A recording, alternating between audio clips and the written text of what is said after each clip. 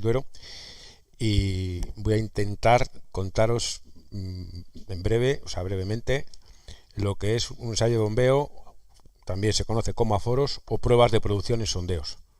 ¿De acuerdo?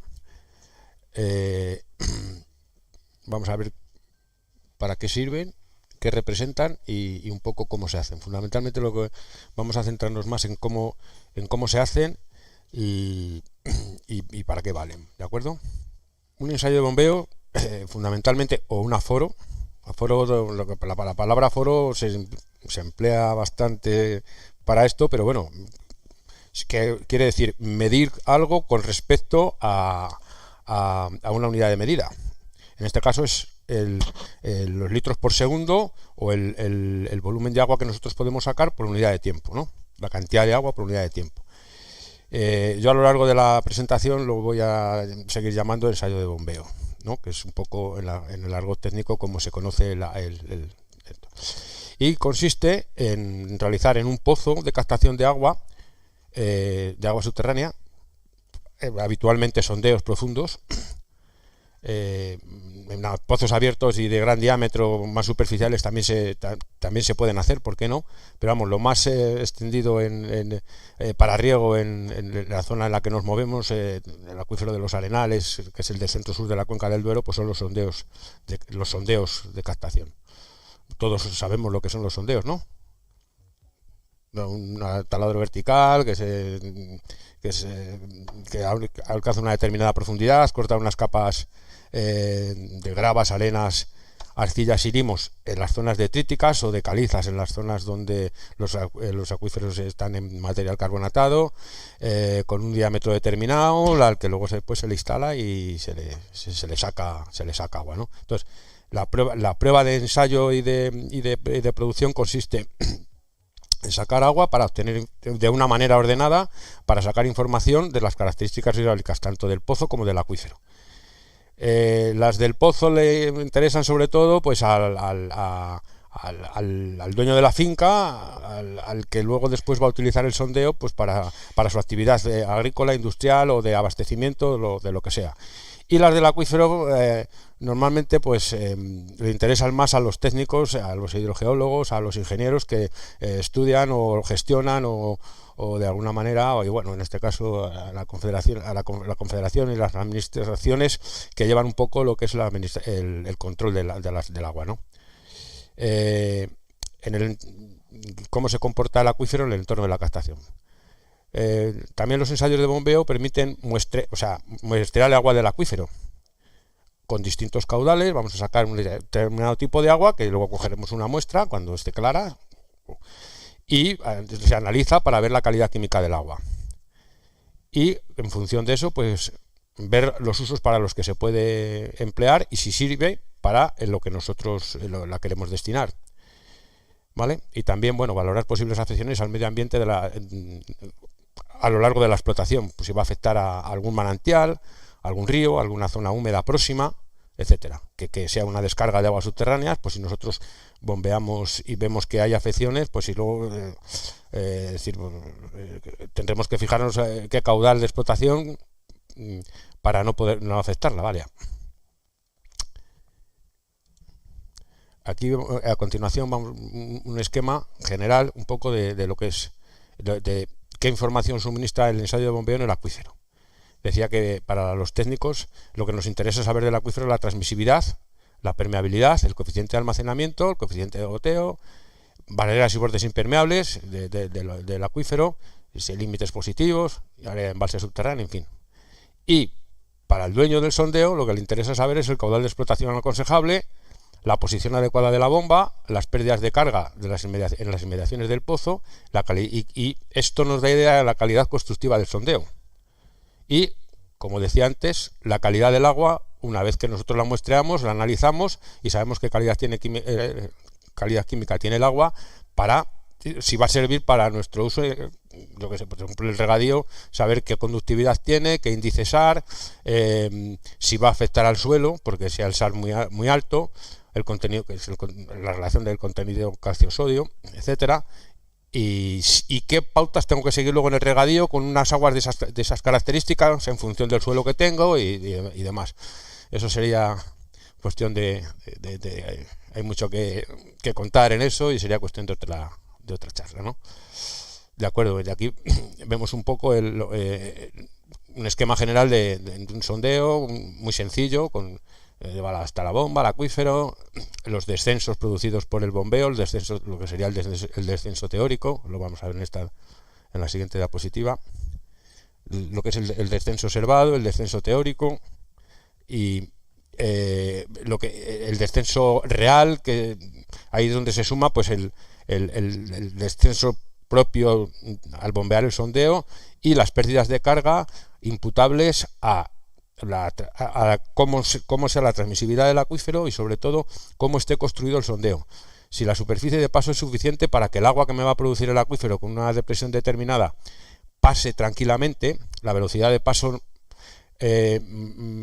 más adecuada está en torno a los 3 metros por segundo y por debajo de esa velocidad. Cuando ya es superior se produce un flujo más turbulento y hay pérdidas de carga porque o las rejillas tienen un paso muy fino o no son suficientes para lo que da el acuífero, etcétera. Lo veremos más adelante.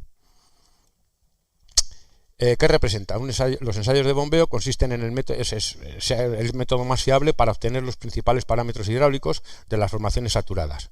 En este caso los detríticos. Los ensayos de permeabilidad es otro tipo de ensayos, los slack test, los Lungeon, el Lefland, etcétera, y los de laboratorio tienen poca representatividad. Lo he traído aquí porque son otro tipo de ensayos que se hacen, pero no tienen nada que ver o poco que ver con los aforos de pozos. Y con respecto a esto que acabo de decir, los ensayos de bombeo suelen tener una duración significativa del tiempo de bombeo y en este tiempo se extrae una gran cantidad de agua de la formación, es decir, hemos perturbado en el medio natural, digamos, hemos provocado para estimularle, sacas el agua y a ver cómo se comporta, ¿no? El medio físico, ¿de acuerdo? ¿Cómo se realizan? Consiste en extraer agua de uno o varios pozos, a veces se hacen en una batería de pozos. Lo habitual es hacerlo en uno, pero a veces se hacen en varios a la vez, en un campo de pozos, a ver cómo se comporta, con un caudal constante o variable y medir la evolución del nivel, tanto en el pozo de bombeo y a veces hay otros sondeos cercanos que les utilizamos como piezómetros. Los piezómetros son unos sondeos más estrechos que lo que nosotros medimos es cómo le afecta a ese bombeo a una distancia determinada al pozo de observación que es el piezómetro. Para realizarles, bajo mi punto de vista, es aconsejable contar con los servicios de empresas especializadas. Condiciones generales de lo que es un ensayo de bombeo. Los ensayos de bombeo son caros. Cuestan, pues hombre, depende de las horas, depende de a qué profundidad coloques la bomba, depende de cómo sean los accesos, de qué obras haya que hacer para desalojar el agua que estamos sacando, cuántos caballos tenga la bomba para sacar un caudal importante, etcétera. Pues cuestan más o menos dinero, pero vamos, por menos de 3 o 4 mil euros no te hace nadie un ensayo de bombeo, una prueba de aforo, bien hecha, o regularmente hecha, ¿no? Y por lo tanto, hay que planificarlos bien y hay que estimar un poco los caudales específicos previsibles pues para diseñar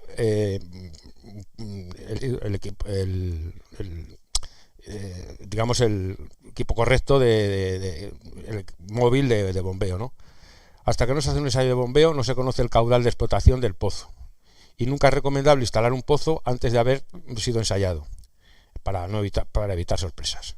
Un ensayo de bombeo nos permite estimar el caudal que se puede proporcionar un pozo, pero excepto en contadas ocasiones no el caudal que puede ser extraído del acuífero, ¿vale? Bien ejecutado y con una correcta interpretación de los datos obtenidos nos proporciona mucha información del pozo, esto es verdad, y del acuífero. Hay que guardar los datos y el informe para poder comprobar el envejecimiento del pozo. O sea, nosotros ensayamos nuestro pozo una vez terminada de construir la perforación, le hacemos el ensayo de bombeo vamos a confeccionar un estadillo con todo lo que todas las medidas de nivel, los caudales, las observaciones, si el agua sale turbia, si sale limpia, si sale más limpia, si sale con arrastres de arena, y vamos a obtener un caudal de explotación a una determinada profundidad, ¿no? Entonces, nosotros nos guardamos todos los datos y todo el informe, y dentro de 10 años a lo mejor observamos que nuestro pozo pues ha perdido rendimiento. Repetimos la prueba en las mismas condiciones o similares y vemos qué puede pasar. Pues el pozo puede tener incrustaciones, el acuífero han bajado los niveles generales de la zona y tiene menos rendimiento, por lo tanto tendremos que bajar la bomba, etcétera, ¿no? ¿Cómo se prepara un ensayo de bombeo? Vamos a ver.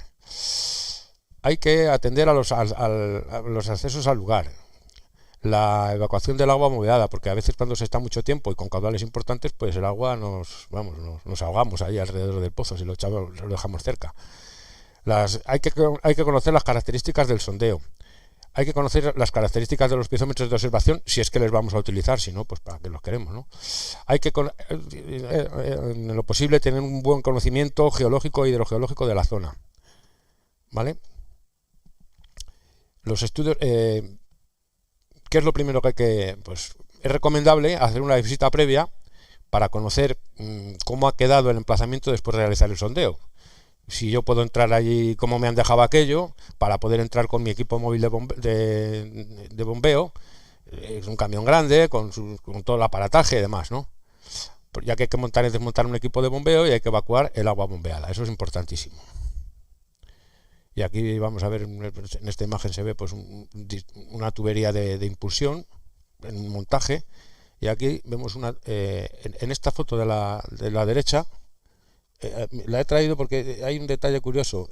Esta bomba entra demasiado justa en la tubería ¿y eso qué puede pasar? Pues que nos limita bastante, a ver si el caudal de explotación. A lo mejor el pozo pues te puede dar a gusto 40 litros por segundo, pero como la corona circular que queda entre la tubería y o sea, lo que es el motor de bomba, antes de que llegue el agua a la aspiración, es muy estrecha y por ahí no pasan los 40 litros por segundo. Entonces no se los podemos sacar con la bomba que hemos metido. Tenemos que buscar dentro de lo que hay en el mercado una bomba más estrecha con unas características distintas, a ver y a lo mejor para que eso pueda ocurrir. Por eso es importante a veces tener un buen diseño de sondeo con una cámara de bombeo lo suficientemente ancha para que no nos pasen estas cosas. Luego los distintos tipos de tubería que se emplean en la instalación del pozo. Las hay de acero estirado, que es lo más utilizado, con recubrimientos epoxi, pues que es esto mismo, pero recubierta con unas resinas epoxi. Se suelen utilizar cuando hay aguas agresivas, con pHs altos o bajos, o sea, agresivas, con salinidad, y se colocan sobre todo... son bastante más caras, claro, estos tramos cuestan más caros que no esté tratado con resinas epoxi, y se suele cuando tenemos ese problema se suelen colocar combinados con estos otros en las zonas donde el nivel del agua nos va a fluctuar. O sea, pozo parado está en un determinado nivel, y a pozo funcionando nos baja 20 metros, 30 metros, y entonces se coloca eso porque lo que más sufre es en el proceso de secado y de mojado, ¿no? Para la corrosión. Y aquí vemos un equipo móvil de aforos, tiene que acceder al pozo, y etcétera. El grupo de electrógeno que se lleva suele ser grupos de pues casi todos por encima de las 500 kVA con 600 caballos de potencia. ¿Por qué? Pues porque lo mismo estos equipos móviles nos van a sacar 30, 40 litros por segundo, como nos pueden sacar 200 o 400 litros por segundo, depende del acuífero, del pozo, de la zona, etcétera, ¿no? Entonces son bastante versátiles. Aquí vemos con otro tipo de pluma para hacer otro montaje. Ya está el montaje hecho. Aquí con todas las tuberías auxiliares, las bombas, las tuberías de impulsión, etcétera, porque bueno, a veces se lleva más de una bomba, ¿no? Hay una bomba que ya está trabajando con unas características, y te llevan otra bomba por si si el pozo baja mucho o tiene mucho caudal, pues se saca la bomba y se vuelve a meter otra, etcétera, ¿no? Ahí según se vaya viendo la evolución del pozo, pues se va procediendo y se va actuando, ¿no? Otra con una pluma bastante más grande, etcétera, ¿no? Y luego el acceso.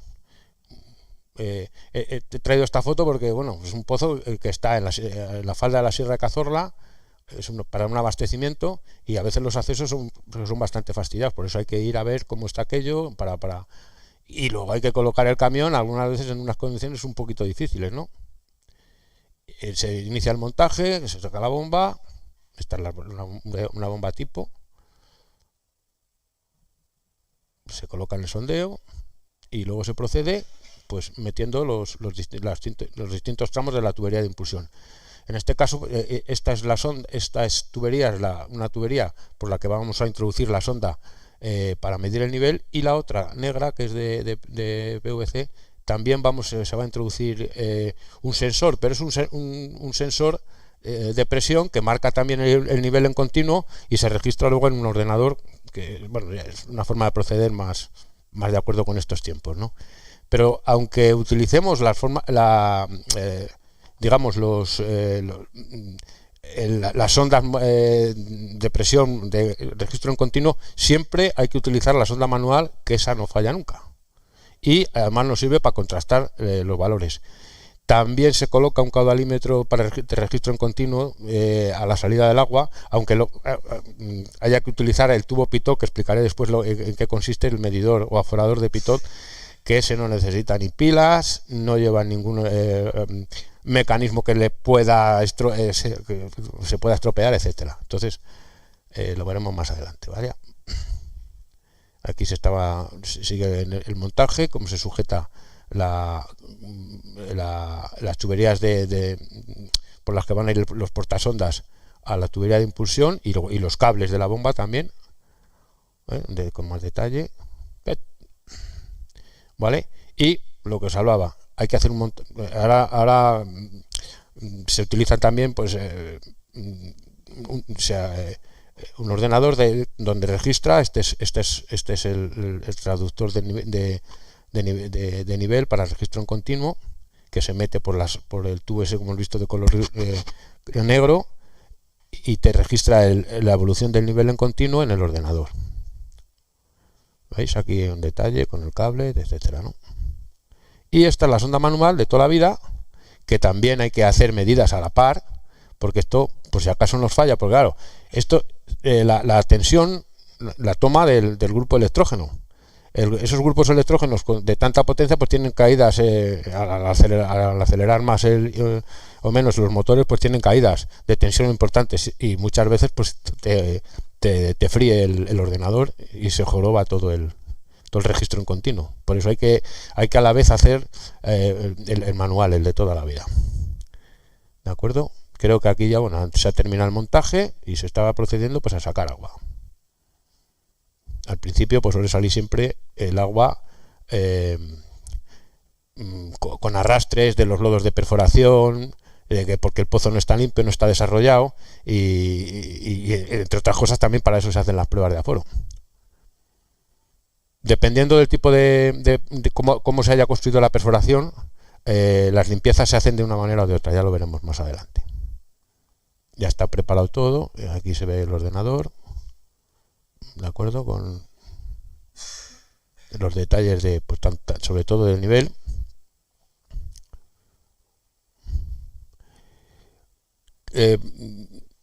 Ya hemos hecho la visita, se hace el montaje, y cuando se dispone de piezometros de control, que es lo que hablábamos antes, son unos pozos que a veces se hacen, o a veces se utilizan otros pozos que ya están hechos a una determinada distancia del pozo de bombeo.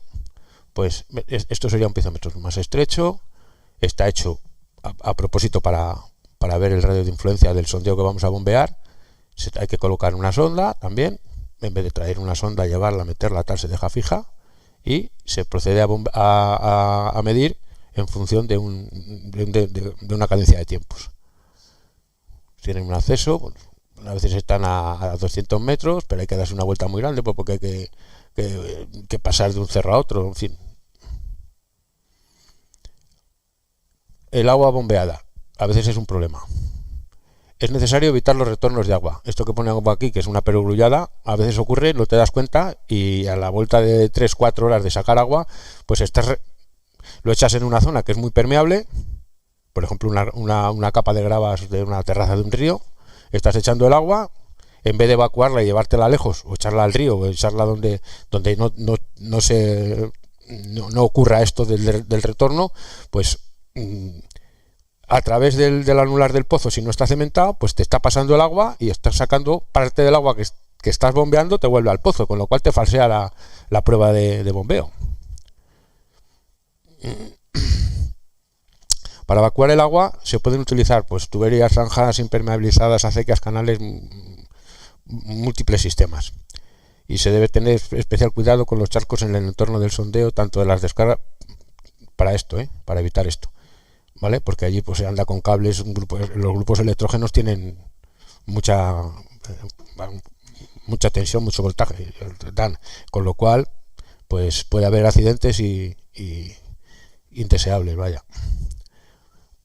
¿Ves? Aquí un montaje de zanjas, atravesar una carretera para evacuar el agua que hay de un sondeo que estaba en la parte de atrás. ¿Vale? Hay que pedir permisos, a veces hay que cortarlo en la carretera, puedes provocar daños a las fincas de al lado cuando lo haces, etcétera. Bueno, a veces se complican más de lo que parece. Aquí vemos otra forma de evacuar el agua. Se está bombeando 150 litros por segundo y se echa pues ya cuando el agua está limpia y en este caso a la acequia real del Júcar para riego. Entonces una campaña que se hizo en el año 95, unos pozos de sequía con un plan de emergencia, se hacían próximos a la zona de las infraestructuras de riego, porque a veces es más interesante sacar 150 litros que se puedan aprovechar rápidamente con una campaña, por ejemplo, una campaña de emergencia, que sacar 250 a 7 kilómetros donde luego nunca los vas a poder instalar o te va a costar mucho instalarlos, ¿no? Otro ejemplo, con 120 litros segundo, a otro canal, es la misma campaña que os he contado antes de pozos de emergencia. Otro sistema de evacuar el agua, para que no se te forme aquí un charco, erosiones, hay una cárcava y no haya un retorno al sondeo. Como hay bombeos que se hacen que son escalonados, al principio se empieza sacando un caudal pequeño y luego a lo mejor terminas con el doble o el triple del caudal de inicio, ¿no? Entonces, bueno, pues la salida, en este caso, pues cuando luego se incremente el caudal, tiene que ser más. Y a veces se coloca un contador totalizador en esta parte de aquí para contrastar con las mediciones que te hace el pitot. Este es un tubo pitot de medida que luego a ver si nos da tiempo y explicamos un poco en qué se fundamenta. ¿Veis? Es la misma hasta que llegas al río y echas el agua donde no te estorbe.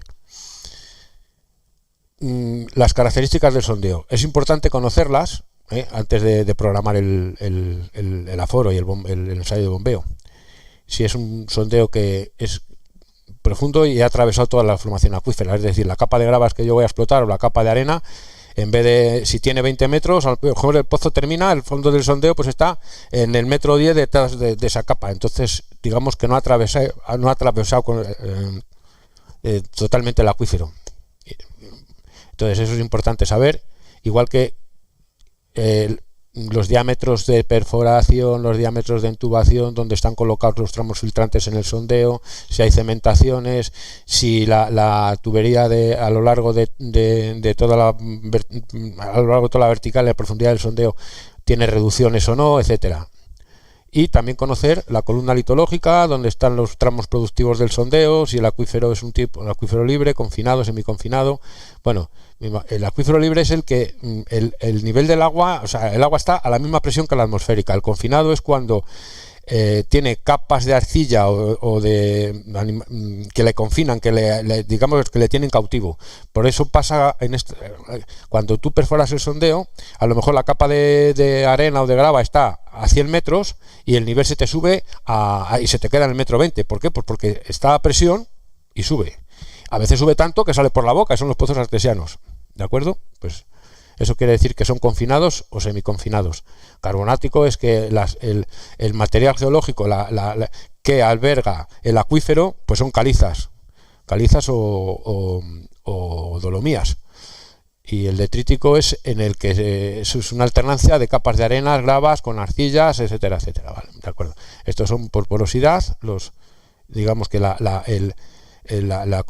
agua va por los poros y en estos otros suele ser por fracturas, o el agua va entre fracturas, en huecos y en cuevas que existen en la roca caliza. ¿Vale? Otra cosa interesante es recomendable estar presente en la limpieza final de la perforación. ¿Qué significa esto? Pues el técnico que se va a ocupar luego de dirigir un poco las operaciones del bombeo, si puede estar cuando se ha terminado el pozo y se sacan los lodos y se ha soplado, o sea, en el caso de que sea rotación con circulación inversa, con el mismo compresor que trabaja la máquina y hace la circulación de los lodos durante la perforación, se quita el útil de corte cuando ya está entubado el pozo y engravillado, se vuelve a meter el varillaje y se sopla, se sacan los lodos de perforación hasta dejar el pozo en agua limpia y sin lodos. Entonces hay que estar presente pues para ver un poco cómo responde el pozo, si ha tardado mucho en limpiar o poco, si le ha dejado con agua clara porque el tiempo suficiente, o ha soplado un poquito, ha sacado el lodo y no del todo y se ha ido. Y luego eso nos toca sacarlo a nosotros con la bomba, al que hace el aforo. Entonces esas cosas, si las sabes, pues o ya hablas con el sondista y dice, pues mira, aquí hemos tenido este problema, nos ha costado mucho atravesar esta formación, o el sondeo se desprendía entre estos metros y estos otros, y entonces todas esas cosas hay que tenerlas en cuenta, ¿no? Y luego una cosa importante, cuidado con las implosiones. Esas pueden pasar cuando tú estás limpiando el sondeo o cuando luego lo estás bombeando. ¿En qué consiste eso? En que se nos puede aplastar la tubería cuando no lo hacemos de una manera con cuidado, o no sabemos del todo lo que estamos haciendo, o no conocemos parte de las características del sondeo, del acuífero, en qué zona estamos, dónde esperamos que esté el nivel piezométrico, el nivel freático en la zona, etcétera, ¿no? Y otra cosa también importante es, en lo posible, evitar colocar la aspiración de la bomba frente a las rejillas o los filtros de la columna de intubación del sondeo. Hay que ponerlos en tramos ciegos, a poder ser. Estas son unas distintas formas que nos podemos encontrar los sondeos, la terminación de los sondeos. Esto no es habitual, solamente o sea, sondeo sin entubar no es habitual. Aquí en esta zona a veces, a veces todavía se hace, ¿no? En la zona de los páramos, páramo de Villanubla, páramo de los Torozos, y sobre todo en el páramo de la zona de Cuellar, Campaspero, ahí que hay lo que se explota el acuífero está asociado a un paquete de calizas de unos 60 metros entre 40 y 60 metros de espesor, pues ahí digamos que el terreno tiene la suficiente consistencia, no se hunde, pues a veces se deja el sondeo sin entubar, se coloca un pequeño boquille de 2-3 metros arriba, lo que sería el suelo, hasta que llegas a la rocadura y luego ya se deja el sondeo sin revestir. Ya digo que no es lo habitual.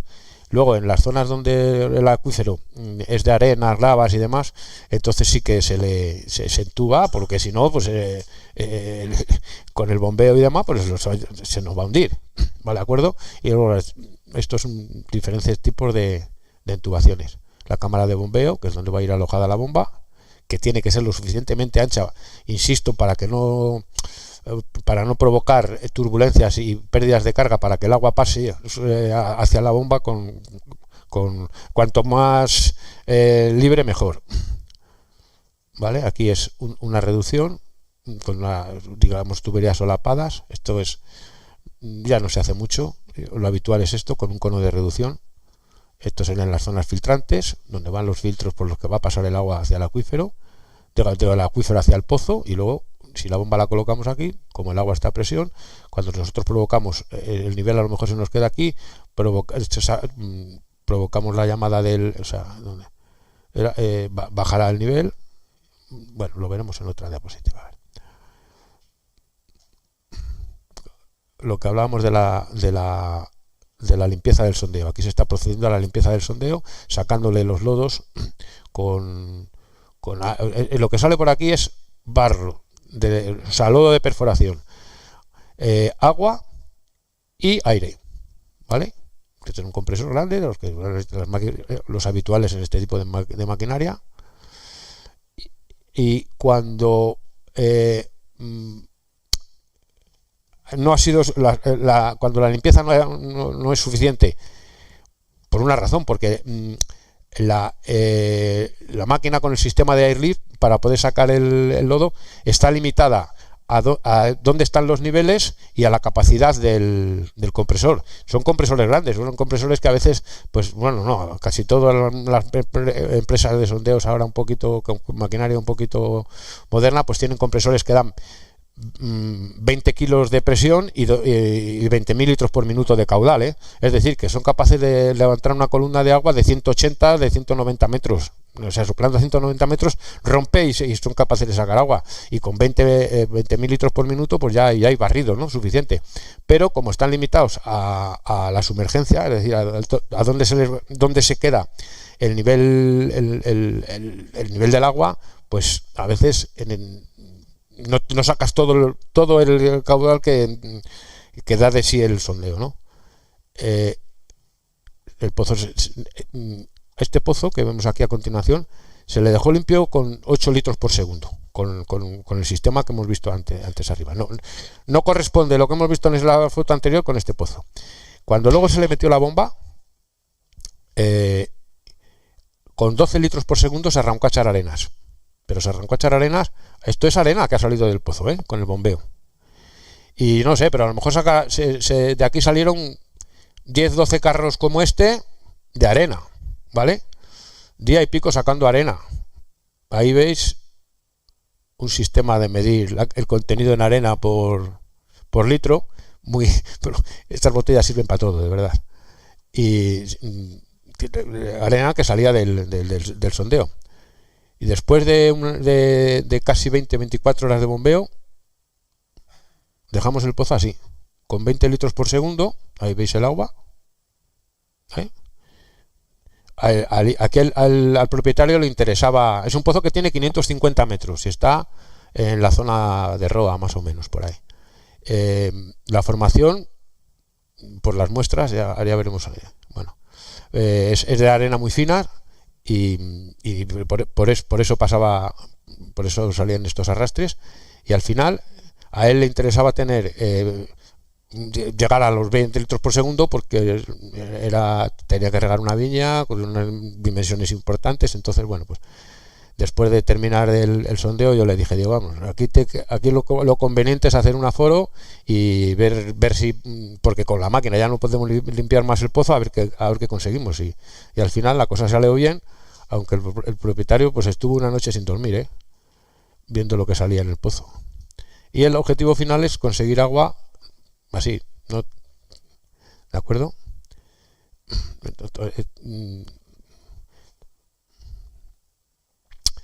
Esto, las implosiones. Bueno, cuando se limpia el sondeo, igual que cuando se bombea, hay que tener cuidado para que no ocurra esto.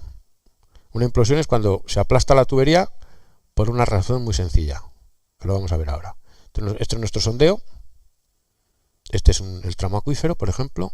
Este es el nivel del agua, ¿vale? Le tenemos entubado. Vamos a ver la presión. Ahora aquí, la presión del exterior de la tubería y del interior es la misma, está equilibrada, ¿vale? ¿Vale? En este punto tenemos una presión y hay otra, están equilibradas. Presión exterior y presión interior están equilibradas. Cuando empezamos a limpiar el pozo o a bombearle, va a ocurrir lo siguiente: que bajamos el nivel, le bajamos muy brusco. Por aquí nos ha quedado un nivel de agua a esta altura. Esto lo hemos bajado, y en este punto la tubería de chapa nos tiene que aguantar toda la presión que ejerce esta columna, ¿de acuerdo? Porque no hay equilibrio.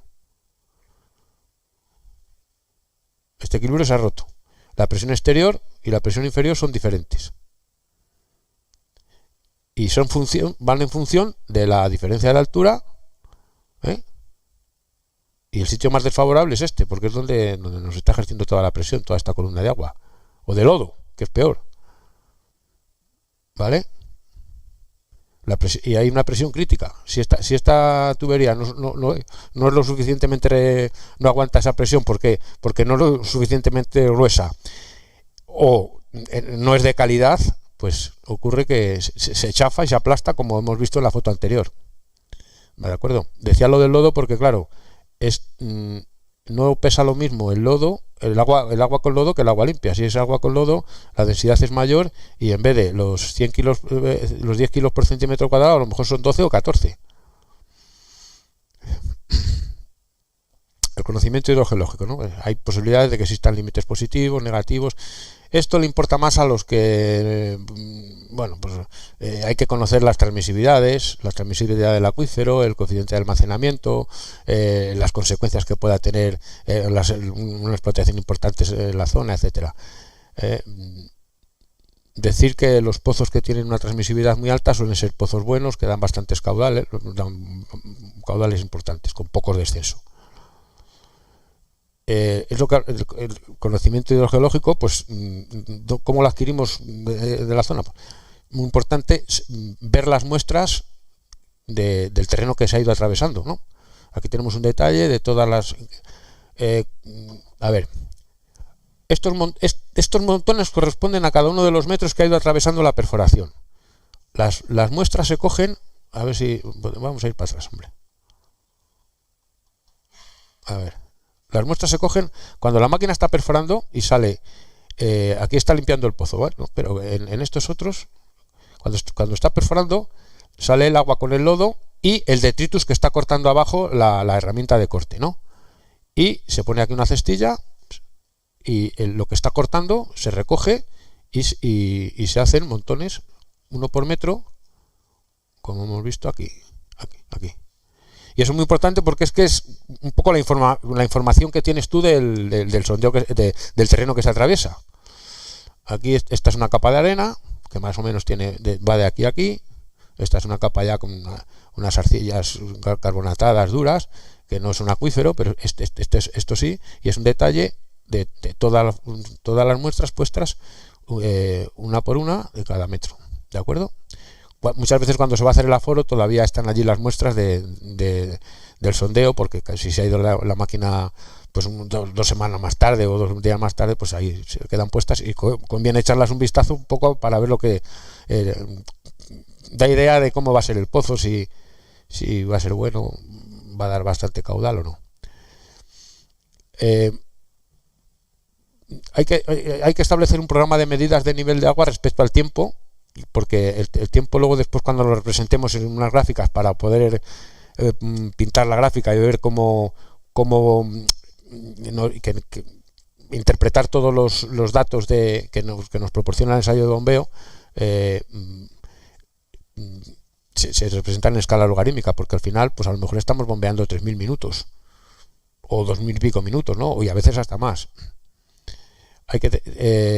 Como hay que estar midiendo en continuo, pues las medidas que se hacen al principio, porque el pozo baja muy rápido, son seguidas al minuto, a los 3 minutos, a los 5 minutos. Cuando ya llevamos 5 horas bombeando, pues luego ya se hacen cada media hora. Entonces hay que procurar empezar a una hora razonable para que por la noche las medidas sean lo más espaciadas posibles, ¿no? Ahí está, ahí lo cuento. En caso de avería, imaginaos que estamos bombeando y por las circunstancias que sean, pues nuestro grupo se queda sin gasoil, que a veces pasa, o se estropea, se para, y inmediatamente lo que tenemos que hacer es ponernos a medir la recuperación del nivel, porque el medir la recuperación del sondeo cuando se para de bombear, eso nos da también idea de cómo se comporta el acuífero, de la potencialidad que tiene el acuífero, de la presión que tiene ahí el acuífero. Hemos dicho que al principio, cuando estamos bombeando, el pozo baja muy rápido. Pues al final, cuando se para, el pozo también sube muy rápido, ¿vale? O sea que es un inverso de lo que ocurre cuando bombeamos, las medidas de recuperación, lo que nosotros medimos. y antes de empezar todo lo que es el ensayo de bombeo, pues hay que comprobar todos los hidroniveles, los sensores esos que se colocan, en los milivoltímetros, en fin, todo el aparataje que funcione y que esté en orden. Y cuando hay piezómetros, por ejemplo, y uno tiene que ir a medir los piezómetros y el otro se encarga de medir, otra persona se encarga de medir el descenso de los niveles en el pozo, pues hay que sincronizar los relojes, pues para que luego para decir, oye, que hemos medido a la hora en que hemos a la hora de empezar, o la media hora, o a las 3 horas, en fin, para que las medidas estén sincronizadas, vaya. ¿Cómo hay que hacer la cadencia de medidas? De medidas del nivel, de cómo va bajando el nivel en el pozo. Pues arrancamos, y entonces al primer minuto, al segundo minuto, al tercero, al cuarto y al quinto minuto, ¿no? ¿De acuerdo? Luego, después de los... porque baja muy rápido. Luego, la medida 7 hay que hacer cada 2 minutos hasta completar los 15 minutos. Aquí pues 7, 9, 11, 13, 15 minutos llevaríamos, ¿no? Luego, cada 5 minutos hasta completar la hora. En la segunda hora, ya más espaciadas, cada 10 minutos. ¿Por qué? Porque ya el pozo va buscando el equilibrio y va a llegar un momento en que prácticamente se estabilice, que eso es lo que buscamos, ¿no? Entre otras cosas. Pues y así se procede. Por eso se representa luego en escala logarítmica, porque cuando veamos alguna gráfica se representa el descenso que hemos producido con un caudal determinado en un tiempo, y entonces el tiempo va en abscisas y pues ahí es donde se van poniendo los minutos. Esto sería un estadillo, porque todas estas medidas se apuntan en un estadillo. Ahí está el caudal de bombeo. En el primer minuto de empezar a bombear, en el punto cero tendremos que apuntar el nivel estático, aquí el nivel dinámico, es decir, dónde ha ido a parar el nivel, al primer minuto, al segundo minuto, dónde está el nivel, al tercero, así procedemos hasta ir completando el estadillo. Aquí faltaría poner otra columna con observaciones donde se anota qué aspecto tiene el agua, si tiene arrastres, qué color, si los arrastres, poniendo la botella, pues son de tantos gramos por litro, en fin, si lo podemos estimar. También a veces se mide la conductividad y la temperatura, o sea, la conductividad eléctrica, para saber si el agua es salina o no, o si nos va a cambiar el contenido salino del agua con el aumento del caudal a lo largo del bombeo, y la temperatura. Y también el pH, pero vamos, sobre todo la conductividad y la temperatura es importante medir y apuntarlo al minuto que corresponda, y con al caudal, y con el caudal de bombeo, porque a la hora de interpretar luego nuestros datos nos va a ser bastante útil. Como hemos dicho que también que son largos y se mide por la noche, a veces nos saltamos medidas de esta tabla, ¿no? Llegamos aquí y dijimos, joder, pues o la hemos hecho más tarde o nos la hemos saltado. Pues en vez de inventársela o de extrapolarlo, es mejor o no ponerla, o poner a la hora exacta que se ha hecho, para que luego después no nos falsen los datos, ¿no? Y lo que decía antes, hay que programar el ensayo para que las medidas por la noche estén espaciadas, y en caso de avería, tal, etcétera. Bueno, pues esto es un ejemplo de que por la noche también se bombea. Aquí esto es al amanecer, pero también se sigue bombeando. O sea, por la noche, al amanecer, en fin, 24 horas seguidas, pues son 24 horas seguidas. Vale, y empezar a volver a un punto. Vale, esto ya lo hemos visto. El caudal, vale, medir el caudal es tan importante como medir el nivel piezométrico. ¿Cómo se mide el caudal? Bueno, aquí en esta tabla pues viene con caudales pequeños, menos duración, lógicamente, porque el pozo lo estabilizamos antes. La duración del ensayo de bombeo durante una prueba pues puede durar lo que queramos, ¿vale? Bueno, distintos ejemplos ahí, sacando agua en distintas situaciones. Y luego, esto es lo que os hablaba de las tablas en las que vamos poniendo el descenso frente al tiempo. Como veis, el logarítmico: 1, 2, 3, 4, 10, 20, 30, 40, 50, 100 minutos, 200, 300. Entonces, todo lo que tenemos anotado en el estadillo lo reflejamos aquí, y nos da la curva de cómo evoluciona el caudal con el tiempo cómo evoluciona el nivel con un caudal determinado, en este caso 80 litros segundo, a lo largo del tiempo. Y este pozo empieza a comportarse un poquito lógico pues a partir de los mil minutos. ¿Por qué? Porque el pozo a lo mejor se está desarrollando, es el primer bombeo que le hacemos, o tiene un efecto barrera, o un borde positivo, un borde negativo, y eso lo intuimos y una vez que lo representamos. Y es el mismo, pero a partir de aquí es cuando se empieza a comportar con un poco de lógica el pozo. ¿Vale? Y esto es ya el final de un ensayo con agua clara. Es lo que os decía antes, el descenso frente al tiempo. Otro ejemplo aquí. Esto es una cosa curiosa, porque aquí empezó a bajar el nivel. Al principio el pozo estaba totalmente estable, no se movía el nivel, y eso mosquea también. Dices, joder, pero bueno, ¿qué pasa? Que aquí no. Y empezó a bajar a partir de los 1000 minutos de bombeo. ¿Vale? Y a bajar, y además, bueno, bastante. Comparado con lo anterior, bastante.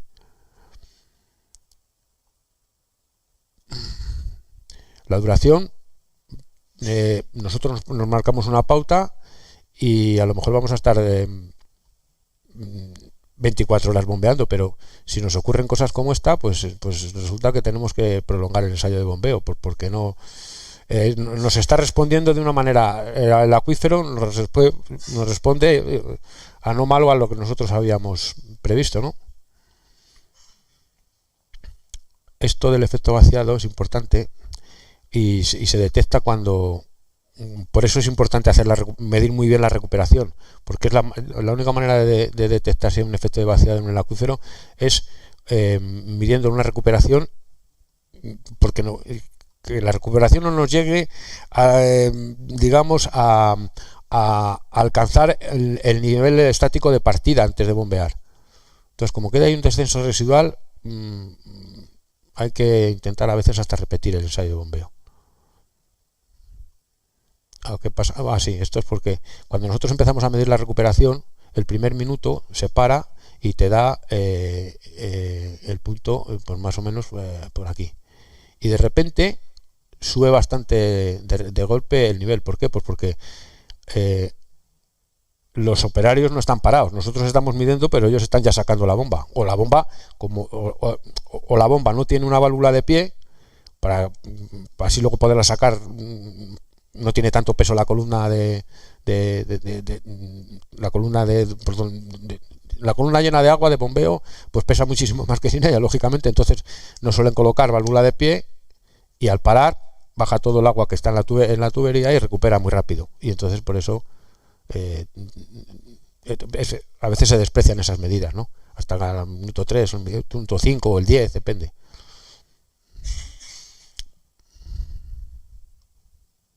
Vale, entonces es fundamental el bombeo cuando se empieza haciéndole digamos escalonado. Se empieza con un caudal pequeño, ¿vale? Y luego con caudales crecientes, ¿vale? Durante, por ejemplo, una hora, y hasta que lo estabilizamos, o nos queda limpio, ¿no? el agua. Pasamos al siguiente escalón cuando doblamos a lo mejor el caudal. Empezamos con 10 litros segundo, luego pasamos a 20, luego a 30, depende de cómo se comporte el pozo, pero no pasamos de un escalón al otro hasta que no tenemos o estabilizado el nivel, o que ya quiere estabilizarse, o el agua clara sin arrastres, por lo menos sin arrastres, ¿de acuerdo? Y al final cuando hacemos el ensayo de digamos el escalonado, podemos parar el pozo y medir una recuperación, y iniciar luego un bombeo en función de cómo se haya comportado el pozo, a caudal constante. Es decir, bueno, pues ahora hemos visto que con 10 litros segundo el pozo se estabilizaba más o menos rápido, con 20 también, porque aguantaba bastante, pero cuando lo hemos pasado a 40 y tal, el pozo bajaba, no se quería estabilizar, no paraban los arrastres, le hemos conseguido que paren los arrastres, pero que baja el nivel. Entonces paramos, miramos la recuperación durante 1 hora, por ejemplo, y luego ya arrancamos y hacemos un bombeo a caudal constante, pero no con 40 litros segundo, lo vamos a dejar. Como en 20 se ha comportado bien, pues vamos a elegir 30 litros por segundo, le ponemos y de ahí prolongamos el bombeo hasta dejar agua clara y sin arrastres, pues durante 12 horas, 8 horas, o en función de si se ha estabilizado o no, y paramos y volvemos a medir la recuperación del caudal constante. ¿Vale? ¿Qué cosas podemos extraer? O sea, ¿qué características podemos extraer de la captación con los ensayos de bombeo? El caudal específico. ¿Qué es el caudal específico? Es la cantidad, el caudal extraíble por unidad de metro de descenso. Es decir, yo tengo un pozo al que está en una zona donde cada 10 litros por segundo me provocan en el descenso 10 metros. ¿Qué caudal específico sería? 1 litro segundo metro. Es decir, por cada metro que yo bajo el nivel, el pozo me va a aportar 1 litro por segundo. ¿Vale? Eso sería un caudal específico.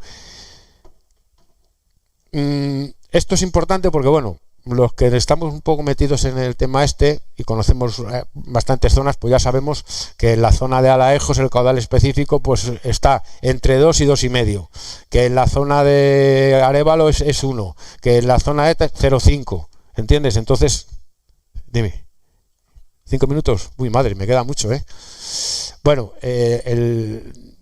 por eso, quedaros con esto, que esto es importante, el caudal óptimo de bombeo.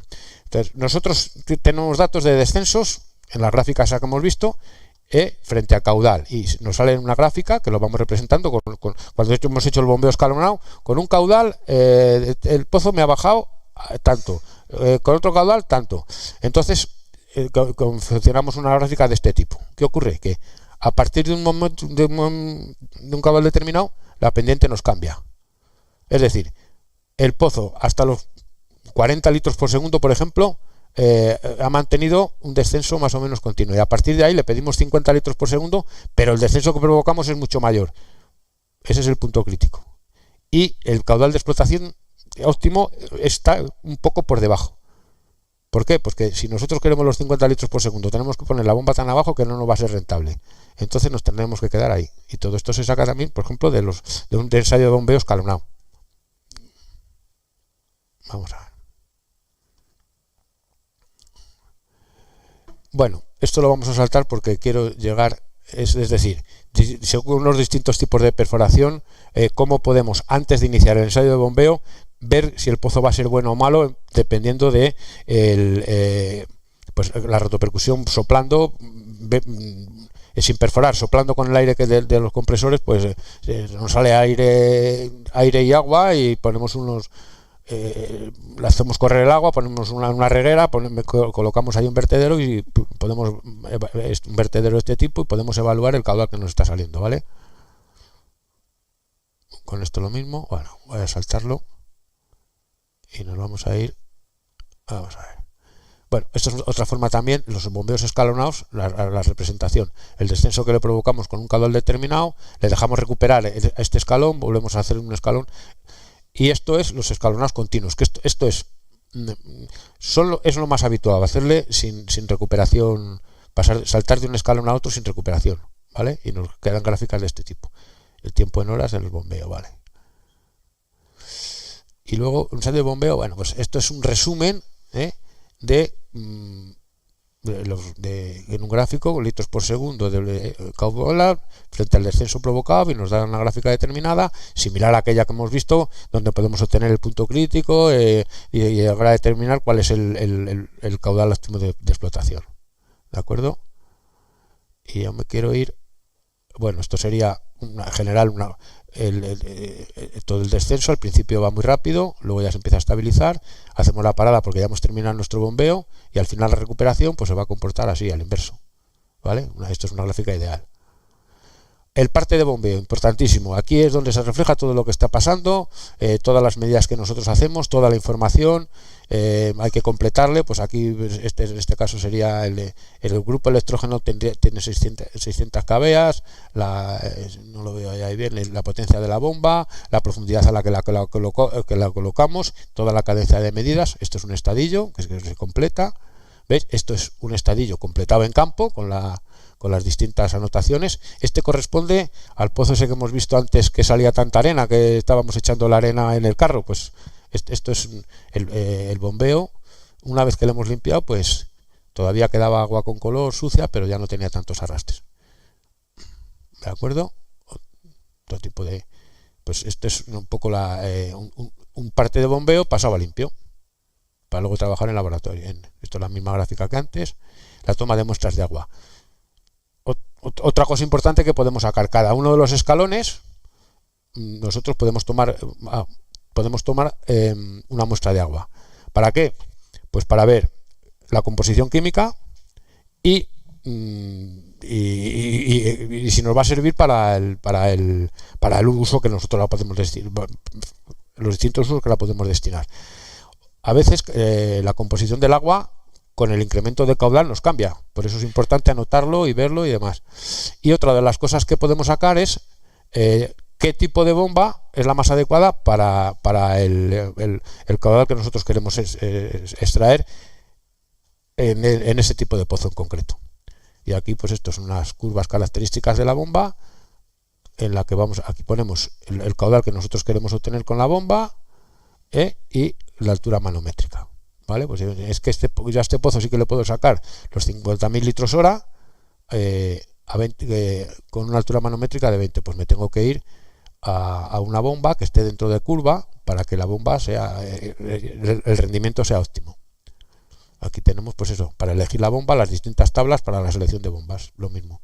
Pues en este caso pues sería una bomba de 40 litros por minuto. Para sacarlo desde 90 metros necesito una bomba de 1,5 caballos, ¿no? Sí, 1,5 caballos. Estos son bombas pequeñas, estos son pachalés. Y estas son un poco mayores y hay tablas, por una bomba pues de 100 caballos y de 80 caballos y para sacar 200.000 litros hora, o sea que las tablas pues se consultan igual que esta, vaya. Entonces, esto es lo que os iba de lo que es el muestreo. Hay que medir las conductividades y la temperatura y el pH, son los aparatos de campo de medida en los distintos escalones a lo largo del sondeo. Siempre hay que tener un cubo allí con agua, por si acaso de repente se para el grupo, por lo menos tenemos la muestra cogida, la dejamos de cantar y nos la llevamos para el laboratorio, ¿vale? Aquí es el parte de bombeo, pues están anotando los resultados de la medición. La toma de muestras, ya con el agua clara y que se mide en campo, pues en este caso se está midiendo la temperatura, 23,4 grados, que es una temperatura buena. Y al final, pues cogemos una muestra y nos la llevamos al laboratorio. ¿Qué pasa? Que hay veces que al final del ensayo, pues el agua puede quedarnos turbia. Pues sí, pues claro que sí. ¿Por qué no? ¿Qué material nos hace falta? Pues un hidronivel o sonda, que es esto de aquí. Este es el cabezal de la sonda, tiene un terminal aquí, esto es un cable de antena que está cada 10 centímetros tiene una marca. Cuando este piquito de aquí, por estos agujeros llega al nivel del agua, se enciende la luz. Y hay otras que emiten un sonido y otras que emiten un sonido y se enciende la luz. Esto es lo manual, ¿de acuerdo? Les hay mecánicos de presión y neumáticos. Estos son los mecánicos. Estos se suelen colocar en los piezómetros, ¿vale? Es un flotador, un registro de cómo evoluciona el nivel. Estos son lo que veíamos al principio, que se coloca por la tubería portasondas o en un pozo que está alejado, pero que está sin instalar, y en función de la columna de agua que tiene sobre los sensores, pues te marca, los traduce en una altura, en un nivel, vaya. ¿Vale? Los distintos que hay en el mercado. Sí. Pero un momentito que vamos a llegar a... el tubo pitot. Joder, es que quiero explicar lo del tubo pitón. Este es el sistema más antiguo de medida que más se usa y el que no, este no falla. Porque si sale agua con arrastres, un contador de paletas pues estropea y falsea las medidas. El tubo pitón no falsea las medidas. Consiste en generar una presión interna en un tubo en el que hay la salida del agua. Esta es la salida del agua, es el diafragma, y este es el tubo por el que viene, y aquí esto está perforado, y en función de la presión interna, esto coge una altura, ¿vale? Y hay unas tablas, que hay una relación de tablas, ¿no? Aquí vemos el orificio de salida, ¿vale? Aquí un detalle, al chocar el agua contra esto se genera una presión interna, el orificio que practicamos tiene que estar en la mitad del tubo, y esto tiene que trabajar siempre a nivel, para que la medida aquí sea buena. Hay unas tablas en las que dice, bueno, un tubo de 6 pulgadas con un orificio de salida de 3 y cuando en la barrita esa que hemos visto alcanza una altura de 25,4 está sacando 23 litros por segundo y así procedemos, así de sencillo y así de eficaz, ¿de acuerdo? Eso es como esto es el tubo pitón. Y ¿vale? Otros sistemas de medida pues es el vertedero que hemos visto antes, los contadores que también se colocan en la salida pero estas paletas que hay aquí, cuando estamos sacando agua con mucha arena, pues no falsea la medida. Entonces estos ya son más modernos, ¿de acuerdo? Y luego ahora pues hay unos programas para interpretar todo el ensayo de bombeo, que es el PIBE. Os pongo este caso porque está en internet, es gratuito, y lo desarrolló la Diputación de Alicante para sus pozos de abastecimiento, cuando ensayan los pozos de abastecimiento de las distintas poblaciones, que allí se usan mucho las aguas subterráneas para abastecimiento a la población. Creo que no. Bueno, o sea, con una capacidad de grupos de electrógenos para poder sacar los caudales como estos que hemos visto, y con no la hay. Normalmente cuando las empresas de perforación que trabajan por aquí, cuando quieren hacer un ensayo de bombeo largo y completo y tal, acuden pues mira, las que hay en este país están en Murcia, Almería, Albacete. De estas que hemos visto ahí, esta que tenía la máquina de color verde y amarillo son Boeings, que están en Albacete. La que tiene las máquinas amarillo y azul, estas son Aforidro Jiménez, que están en Murcia. Estos tienen mucha tradición, llevan mucho tiempo. Y luego en Almería hay otra en Pulpí que también tiene capacidad, y son en España las que más se mueven. Y tienen capacidad en las zonas de Murcia, en algunos sitios, Campo de Cartagena, te colocan bombas en serie a lo largo de la columna de impulsión, pues a lo mejor 2-3 bombas en serie. Y Aforo Jiménez, Aforidro, y igual Pulpí, los de Almería son capaces de hacerlo. Las aguas subterráneas algunas veces están muy cargadas en sales, provocan incrustaciones en las rejillas, en los filtros, y tendrías que hacer otro aforo para valorar el grado de envejecimiento del pozo, cómo ha bajado el rendimiento, y si puedes aforar con las mismas, digamos, con las mismas pautas que el de origen, mejor, para ver, pues eso, decir, pues mira, pues o tengo que regenerar el sondeo, me cuesta tanto, o tengo que hacer un sondeo nuevo, o me ajusto con la bomba a tal como está el sondeo y saco menos caudal, o sea, busco un caudal óptimo de explotación con ese nuevo aforo que hago, con la gráfica que hemos visto ahí, para dimensionarlo de la mejor manera posible. Pues siempre es bueno. Aquí las casas de riego tienen muchas veces la costumbre de decir, mete una bomba un poco más grande que te sirve para todo. Pues yo no soy partidario de eso, hay que meter la bomba más adecuada. ¿Por qué? Porque luego vas a bombear mucho tiempo, y una bomba que está sobredimensionada, pues no, es que luego vas con el variador de frecuencia, la pones. Pero no, que trabaje en la curva, que es lo mejor, que son muchas horas y muchos segundos de bombeo. Dentro de 10 años a lo mejor pues resulta que tienes que utilizar una bomba mayor, pues es cuando la tienes que poner, no antes. No sé si hay alguno aquí de alguna casa de riegos que se dedique a colocar bombas. Sí, a lo mejor discrepamos, pero bueno. Nada más. Pues venga, siguiente.